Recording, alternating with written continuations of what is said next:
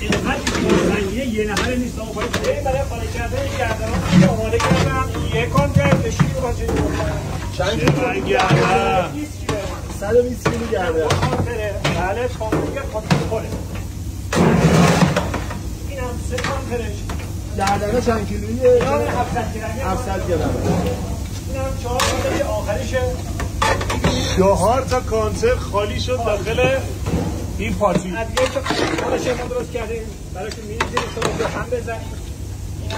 این همون راز خوشمزگی غذای شماست. سیر تازه که از قبل آماده کردیم کاملا پرسید بعد تازه رو محمدتون ببین گردن رو ببین سایز گردن 700 گرم زنگیه یه نفر نیست آقا باید انصافاً کار سختیه خدا قدرت بده بهتون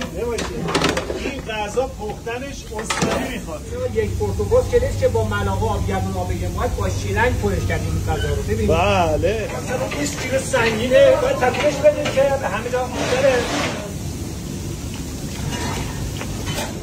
گردن خالیشه که آماده کردیم بریم برای 4 ساعت بعد آماده بشیم نه از ماهیچه کامله پیاز کاراملی فراوان میاد رو اینم از آب ماهیچه آب ماهیچه هر چقدر بخواد ما برای مشتریمون احسان کنیم بریم برای کشیدن گردن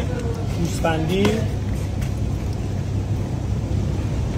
این از گردن گوسفندی فقط این چقدر نرمه پیاز کاراملی فراوان میاد روش